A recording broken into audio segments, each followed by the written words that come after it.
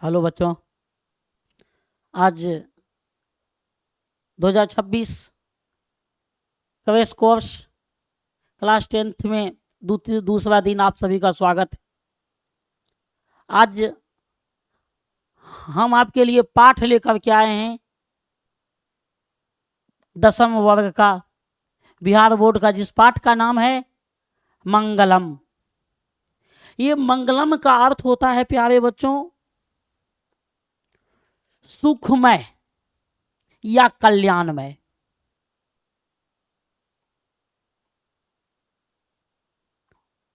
मंगलम का अर्थ होता है बच्चों सुखमय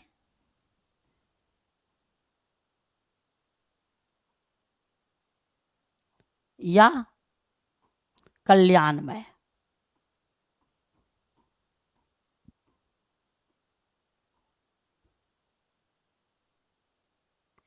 एगो प्रत्यय होता है बच्चों जिसका नाम है मयट प्रत्यय, उसमें मय शेष बचता है। जैसे हिवन जो मयट लगाएगा तो हिवनमय, सुखम में लगाएगा तो सुखमय, कल्याण में लगाएगा तो कल्याणमय। मयट एक प्रत्यय होता है। मंगलम पाठ के लेखक का नाम है महर्षि वेदव्यास। ये मंगलम पाठ के जो लेखक हैं इनका नाम है महर्षि वेदव्यास। महर्षि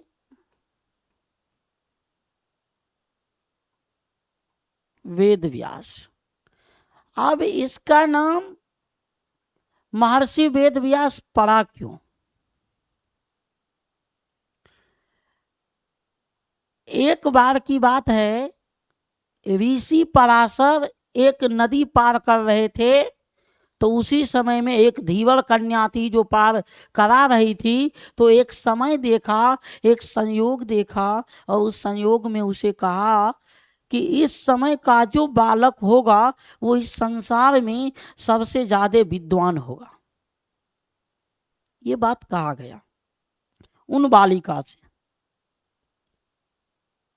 उसके उपरांत तो वहीं पे मायाओं की सृष्टि करके, मायाओं को यानी कि भ्रमित करके, उसके बाद एक बालक की मतलब सृष्टि हुई। कुछ दिन के बाद बालक जन्म लिया, और वो बालक इस संसार का सबसे बड़ा विद्वान था। तो हम सभी जानते हैं कि वीर्त के सबसे बड़ी जीवा को व्यास कहते हैं। तो वो जो ऋषि पराशर ने कहा कि यह बालक संसार का सबसे बड़ा विद्वान होगा, तो ये संसार का सबसे बड़ी जीवा को, ये पृथ्वी गोल है, सबसे बड़ी जीवा को व्यास कहते हैं। तो सबसे बड़े विद्वान का नाम रखा गया व्यास। उसके बाद ये व्यास ने जब बड़ा हुआ तो चारों वेद जो भगवान विष्णु के आप्त वचन हैं, उन वचन वेद को इन्होंने अलग अलग करके उसकी रचना कर दिया बच्चों। तो तब से इसका नाम पड़ गया वेद व्यास। क्या नाम पड़ गया? वेद व्यास। उसके बाद ऋषि मुनि यज्ञ कर रहे थे।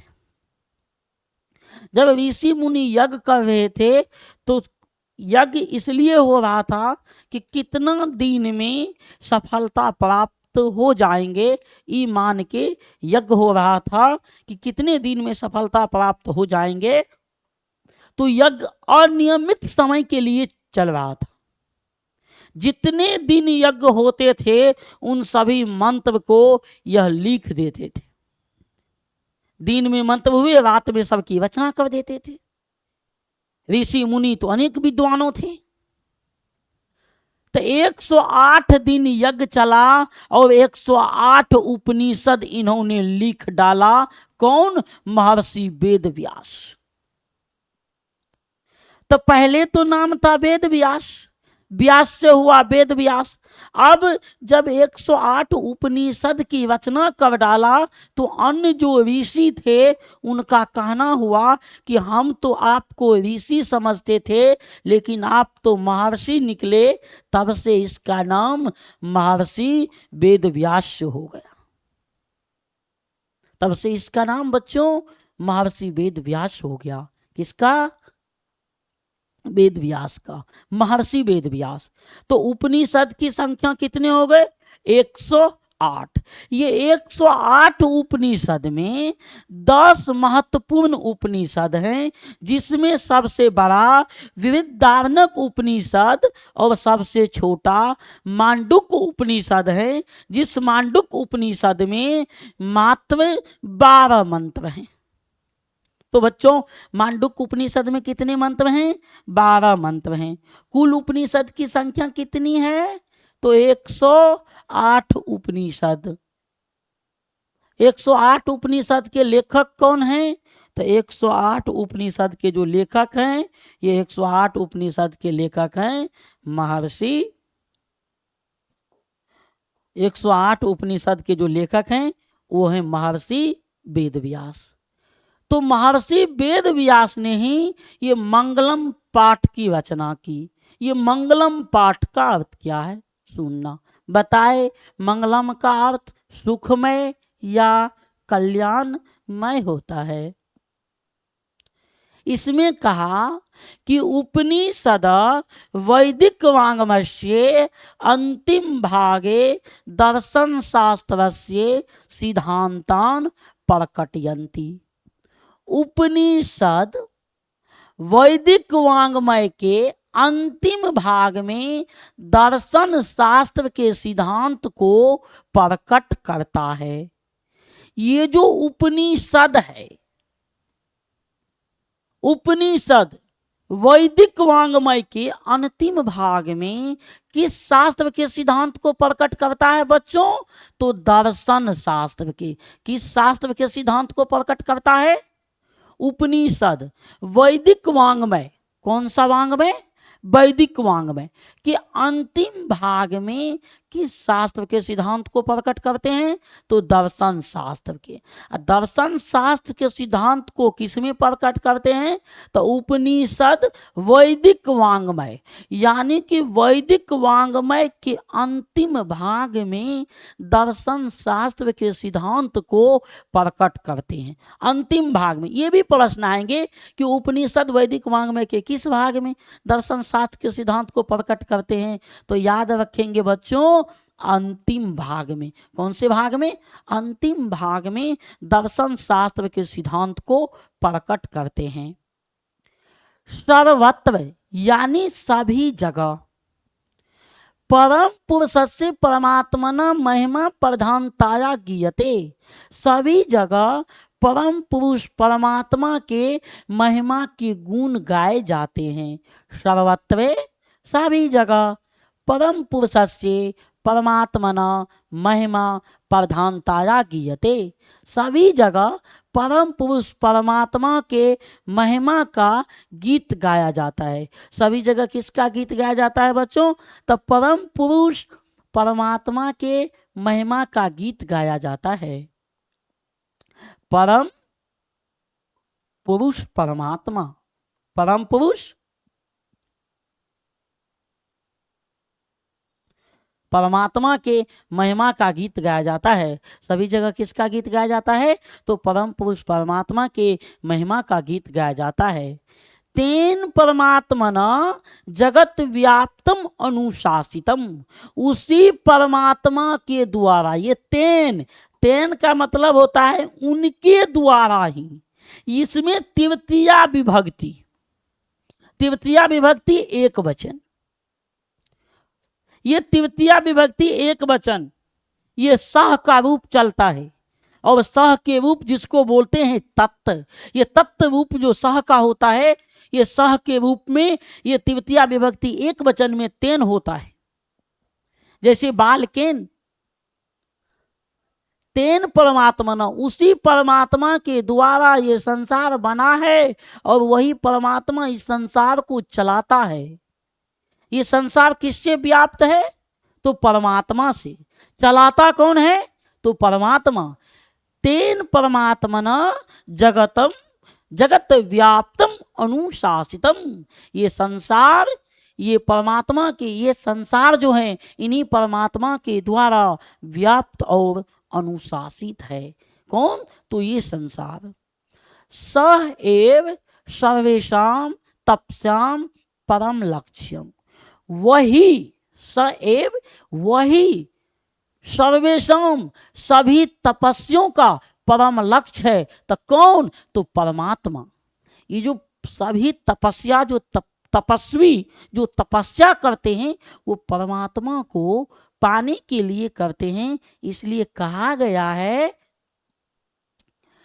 कि स एव सर्वेषां तपस्याम परम लक्ष्यम, कि वही सभी तपस्वियों का परम लक्ष्य है। सभी तपस्वियों का, बच्चों सभी तपस्वियों का परम लक्ष्य कौन है? तो परमात्मा। जितने ऋषि मुनि तपस्या करते हैं किसको पाने के लिए? तो परमात्मा को पाने के लिए तपस्या करते हैं। सभी तपस्वियों का परम लक्ष्य है परमात्मा को पाना। अस्मिन पाठे, यानी इस पाठ में। अब जो बच्चों एक शब्द है इसमें, अस्मिन, ये अर्थ होता है इसका इसमें। इसमें सप्तमी विभक्ति है। कौन सी विभक्ति? अस्मिन में सप्तमी विभक्ति है। ये सप्तमी विभक्ति में अस्मिन होता है। कभी पूछा जाता है ये शब्द रूप में कि अस्मिन शब्द में कौन सी विभक्ति है, तो याद रखना है कि अस्मिन शब्द में सप्तमी विभक्ति है, एक वचन। अस्मिन पाठे, इस पाठ में परमात्म परा उपनिषदाम पद्मा का पंचमंत्रा संकलितः संति, कहा गया कि इस पाठ में उसी परमात्मा के उपनिषदों के पद में से 5 मंत्र संकलित हैं। वो जो उपनिषद हैं 108 उपनिषद हैं, उन्हीं उपनिषद में से किसी उपनिषद में से 5 मंत्र संकलित हैं। किस पाठ में? तो अस्मिन पाठ, मंगलम पाठ में। कितने मंत्र संकलित हैं? तो 5 मंत्र। प्यारे बच्चों 5 मंत्र संकलित हैं, वो भी किस पाठ में? तो मंगलम पाठ में। किससे लिया गया है मंत्र? तो उपनिषद से। और उपनिषद के रचनाकार कौन है? तो महर्षि वेद व्यास। और उपनिषद की संख्या कितनी है? तो 108। अब जब उपनिषद की रचना है 108, इसी उपनिषद में से 5 मंत्र संकलित हैं मंगलम पाठ में, तो बच्चों मंगलम पाठ के भी लेखक कौन होंगे? महर्षि वेद व्यास। स्वाभाविक बात है कि जिससे जो संकलित है वो उसी का होगा। इसलिए मंगलम पाठ के भी लेखक कौन हो जाएंगे? महर्षि वेद व्यास। ये अब मंगलम पाठ के जो लेखक महर्षि वेद व्यास हैं, अब इसमें किस किस उपनिषद से कौन कौन सा मंत्र लिया गया है वो बताया गया। तो जैसे है बच्चों, ईशावास उपनिषद में ये मंत्र कहा गया कि हिरण्मयेन पातवेन सतस्य अपिहितम मुखम तत्वं पूषण अपा विवीनु सत धर्माय दृष्टये। कॉपी कलम लेके बैठोगे, लिखते भी जाओगे तो ये बहुत ही बेहतर होगा आपके लिए।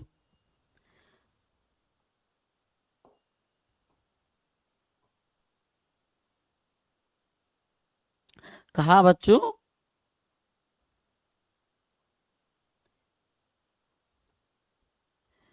कि हिरण्मयेन पातवेन, सोने जैसे पात्र से, सोने जैसे, हे पूषण सोने जैसे पात्र से सत्य का मुख ढका हुआ है। हिरण्मयेन पातवेन, हिरण का रंग सोने के जैसा होता है, इसलिए कहा गया है कि सोने जैसे पात्र से सत्य का मुख ढका हुआ है। तो हिरण्मयेन पातवेन सतस्य अपिहितम मुखम तत्वं पूषण अपाविरेणु सत धर्माय दृष्टये। कहा कि हे पूषण, सोने जैसे पात्र से सत्य का मुख ढका हुआ है। उस सत्य को देखने के लिए सोने जैसे पात्र को हटा दे, जिससे मैं सत्य को साक्षात्कार कर सकूं, सत्य को देख सकूं।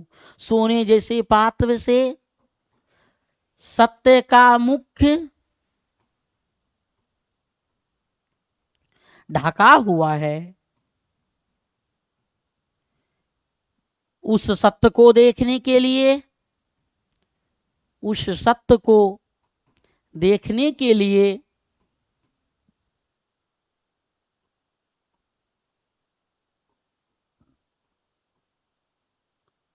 सोने जैसे पात्र को हटा दें, सोने जैसे पात्र को हटा दें, ताकि सत्य को देख सकूं, ताकि सत्य को देख सकूं।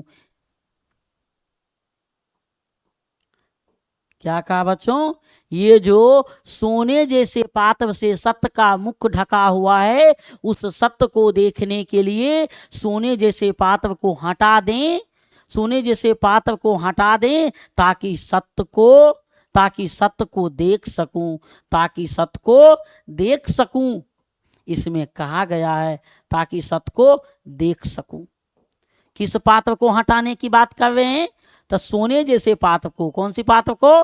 सोने जैसे पात्र को हटाने की बात कर रहे हैं। तो ये मंत्र किस उपनिषद में कहा गया है?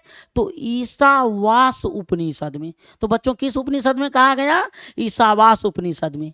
ये सोने जैसे पात्र को कि हिरण्मयन, यानी कि हिरण्मयन पात्र, सोने जैसे पात्र से सत्य का मुख ढका हुआ है। सत्या अपेहितम मुखम तत्वम पूषण अपाभिनु। हे पूषण, उस सत्य को देखने के लिए उस सोने जैसे पात्र को हटा दे, ताकि सत्य को देख सकूं, जिससे हमारी पहचान हो सके। ये कहा है इसमें। तो ये ईशावास उपनिषद में कहा। कौन सा उपनिषद में? ईशावास उपनिषद में। इसका द्वितीय मंत्र कठोर उपनिषद में क्या कहा गया है बच्चों? अब ये ध्यान देना कि कठोर उपनिषद में क्या कहा है। आनोर अनियान महतो महियान आत्मस्य जंतो निहितो गुहायाम। कहा कि सूक्ष्म से भी सूक्ष्म और महान से भी महान, यानी अणु से भी छोटा और बड़ा से भी बड़ा क्या है? तो आत्मा है। सूक्ष्म से भी सूक्ष्म क्या है? आत्मा। महान से भी महान क्या है? आत्मा। जो जीव शरीर के हृदय रूपी गुफा में वास करता है। कहाँ? जीव शरीर के हृदय रूपी गुफा में वास करता है। आनोर अनियान महतो महियान आत्मश जंतोर निहितो गुहायाम, कि सूक्ष्म से भी सूक्ष्म और महान से भी महान, बड़ा से भी बड़ा क्या है? आत्मा, जो जीव शरीर के हृदय रूपी गुफा में वास करता है। आत्मा तम करतु पश्यति बीत शोक, उसको कर्मों के द्वारा देखता है। वे यानी कर्म और इंद्रियों के द्वारा। धातु प्रसाद आत्म ही मांत आत्मनः, यानी कि उस आत्मा के महिमा को अपने इंद्रियों के द्वारा, इंद्रिय कर्मों के द्वारा देखता है, शोक रहित हो जाता है। वित शोको, यानी जो शोक है, जो चिंता है, वो रहित हो जाता है। तो सूक्ष्म से भी सूक्ष्म क्या है? आत्मा। तो कहा कि सूक्ष्म से भी सूक्ष्म और महान से भी महान आत्मा है, जो जीव शरीर के हृदय रूपी गुफा में वास करता है। उसी आत्मा के महिमा को इंद्रियों के द्वारा, कर्मों के द्वारा देखता है और शोक रहित हो जाता है। क्या हो जाता है? शोक रहित हो जाता है। तो बच्चों ये कहा गया है कठोर उपनिषद में। ये किसके बारे में कहा गया है कठोर उपनिषद में? तो आत्मा के बारे में कहा गया, यानी आत्मा पे प्रकाश डाला गया। कौन सा उपनिषद में? तो कठोर उपनिषद में कहा गया। अब इसके बाद एक तृतीय मंत्र है। तृतीय मंत्र में क्या कहा गया कि सत्यमेव जयते नान्वितम, कि सत्य ही जीतता है, झूठ नहीं। सत्य में एव जयते नान्वितम, सत्य की ही जीत होती है, झूठ की नहीं। नान्वितम मने मिथ्या, झूठ होते। सत्येन पंथा वीत तो देवयाना, सत्य से देवताओं का मार्ग विस्तार होता है। सत्य से किसका मार्ग विस्तार होता है?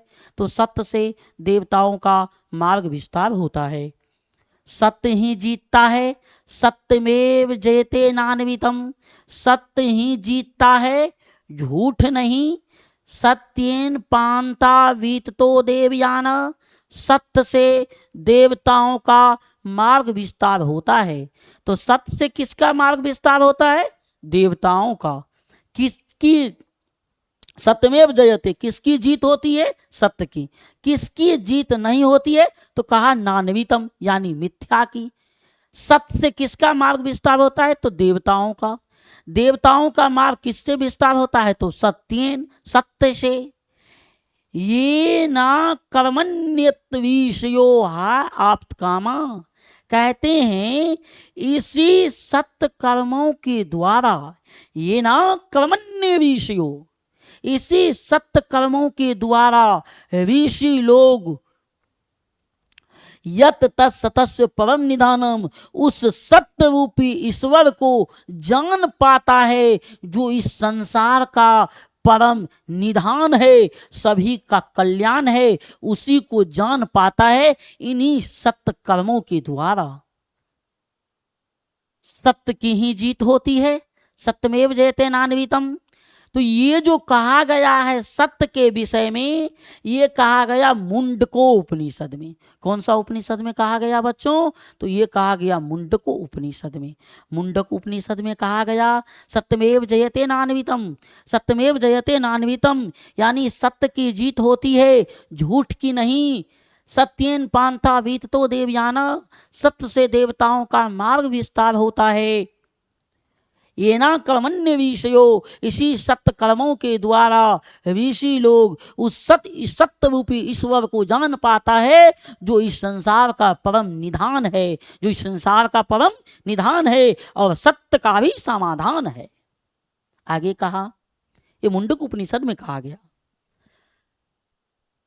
ये चौथे मंत्र में कहा गया यथा नद्यः सदस्य सदस्यमाना समुद्रे अस्तम गच्छन्ति नाम रूपे विहाय। कहा कि यथा मने जिस प्रकार लगातार बहती हुई नदी अपने नाम और रूप को छोड़कर समुद्र में मिल जाती है, जिस प्रकार लगातार बहती हुई नदी अपने नाम और रूप को छोड़कर किसमें मिलती है? तो समुद्र में। लगातार बहती हुई नदी अपने नाम और रूप को छोड़कर बच्चों किसमें मिलती है? तो लगातार बहती हुई नदी अपने नाम और रूप को छोड़कर समुद्र में मिल जाती है। अस्तम गच्छन्ति नाम रूपे विहाय, नाम और रूप दोनों को छोड़ के जब कोई नदी यदि गंगा की बहती ये जलधारा यदि समुद्र में मिल जाए तो उसे गंगा का पानी कोई नहीं कहता, समुद्र का जल ही कहता है। उसी तरह से कि जिस प्रकार लगातार बहती हुई नदी अपने नाम और रूप को छोड़कर यथा नदः सदस्यमाना समुद्रे, सदस्यमाना का मतलब होता है लगातार। क्या होता बच्चों? लगातार। सदस्यमाना समुद्रे अस्तम गच्छन्ति नाम रूपे विहाय, नाम और रूप को छोड़कर मिल जाती है। किसमें? तो समुद्र में। कौन मिलती है? तो नदी मिलती है। तथा उसी प्रकार जिस प्रकार नदी अपने नाम और रूप को छोड़कर समुद्र में मिल जाती है, उसी प्रकार विद्वान पुरुष भी अपने नाम तथा उसी प्रकार विद्वान नाम रूपाद विमुक्ता, उसी प्रकार विद्वान पुरुष भी अपने नाम और रूप को छोड़कर परमात्म परम पुरुषम उपेति दिव्यम, परम पुरुष परमात्मा में मिलकर दिव्यम देव स्वरूप हो जाते हैं। कैसे हो जाते हैं बच्चों? तो देव स्वरूप हो गया। कहा कि जिस प्रकार, लिख भी लेगा बच्चों एक बार, जिस प्रकार लगातार बहती हुई नदी, सरसमाना का मतलब लगातार बहती हुई नदी अपने नाम और रूप को छोड़कर समुद्र में मिल जाती है, उसी प्रकार विद्वान पुरुष भी अपने नाम और रूप को छोड़कर परम पुरुष परमात्मा में मिलकर परमात्मा स्वरूप या देव स्वरूप हो जाते हैं। किसके स्वरूप हो जाते हैं? तो देव स्वरूप हो जाते हैं। ये कौन सा उपनिषद में कहा गया? तो मुंडको उपनिषद में। कौन सा उपनिषद में कहा गया बच्चों? तो ये कहा गया मुंडको उपनिषद में। और मुंडको उपनिषद में कहा गया है कि ये भी याद रखना बच्चों, प्रश्न पूछता है, कोई इसमें से एक मंत्र दे देंगे आपको और पूछ देंगे कि ये किस उपनिषद से कहा गया है। तो याद रखना कि हिरण्यमेन पात्रेन सतस्य अपिहितम मुखम तत्वम पूषण अपाविनु सतधर्माय दिविष्टये, ये कहा गया ईशावास उपनिषद में। उसके बाद अनुवनियान महतो महियान आत्मस्य जंतो निहितो गुहायाम तम कवतु पश्यति वित्सो को धातु प्रसाद ही आत्मन, धातु प्रसाद आत्म ही मान आत्मनः, ये कहा गया कठोर उपनिषद में। उसके बाद सत्यमेव जयते नान्वितम सत्येन पांथा वीततो देवयान एना कर्मण्य विषयो हा आप्त कामा यत तत सतस्य परम निधानम, ये कहा गया मुंडको उपनिषद में। उसके बाद यथा नदः सदस्यमाना समुद्रे अस्तम गच्छन्ति नाम रूपे विहार तथा नाम रूपाद विमुक्ता परमात्म परम पुरुषम उपेति दिव्यम, ये जो कहा गया ये भी मुंडक उपनिषद में।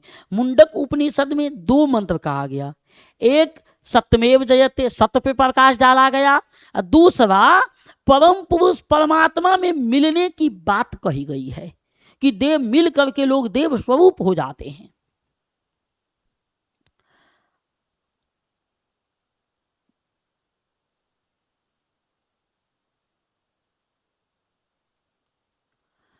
ये पंचम मंत्र क्या है? पंचम मंत्र में कहा गया वेदाहमेतं पुंसं महांतम आदित्य वर्ण तम सह परस्तात्, कहा ये श्वेताश्वतर उपनिषद में कहा गया, श्वेताश्वतो उपनिषद, कि वेद धारण करने वाले पुरुष महान होते हैं। कौन पुरुष? वेद धारण करने वाले पुरुष महान होते हैं। आदित्य वर्ण तमसा परस्तात्, जो अंधकार को, सूरज का प्रकाश अंधकार को दूर कर देता है, उसी प्रकार जीवन रूपी अंधकार को वेद रूपी प्रकाश दूर कर देता है। इसलिए कहा वेदाहमेतं, वेदाहमेतं पुरुषम महानतम, वेद धारण करने वाले पुरुष महान होते हैं। आदित्य वर्ण तमसः परस्तात्, जिस प्रकार आदित्य वर्ण सूरज का प्रकाश, तमसः मन अंधकार, परस्तात् उसे दूर कर देता है। अंधकार को कौन दूर करता है? सूरज का प्रकाश। उसी प्रकार जीवन रूपी अंधकार को वेद रूपी प्रकाश दूर कर देता है। इसलिए वेद धारण करने वाले पुरुष, वेद के ज्ञान अर्जन करने वाले पुरुष महान होते हैं।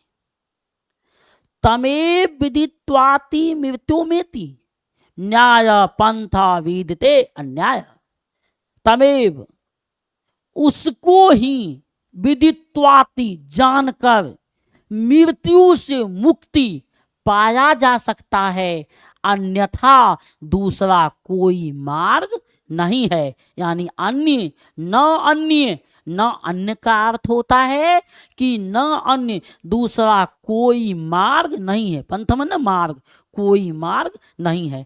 तो ये कौन सा उपनिषद में? ये कहा गया श्वेता स्वतव उपनिषद में।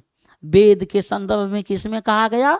श्वेता स्वतव उपनिषद में। ये मुक्ति से के संदर्भ में भी कहा गया, मोक्ष के संदर्भ में किसमें कहा गया? तो श्वेता स्वतव उपनिषद में कहा गया। क्या कहा गया? कि वेदाह में तंग पुरुषम महानतम, वेद धारण करने वाले पुरुष महान होते हैं। आदित्य वर्ण तमसा परास्तात, जैसे सूर्य के प्रकाश अंधकार को दूर कर देता है, उसी प्रकार जीवन रूपी अंधकार को वेद रूपी प्रकाश दूर कर देता है। तमेव विदित्वाति मृत्यु में थी, उसको ही जानकर मृत्यु से मुक्ति पाया जा सकता है। न अन्य पांता विदते न्याय, और दूसरा कोई मार्ग नहीं है, दूसरा कोई मार्ग नहीं है, इसमें कहा गया है। तो प्यारे बच्चों, ये मंगलम पाठ रहा। कल इसका व्याख्या और व्याख्या के बाद इसका ऑब्जेक्टिव आपके सामने लेकर के आएंगे।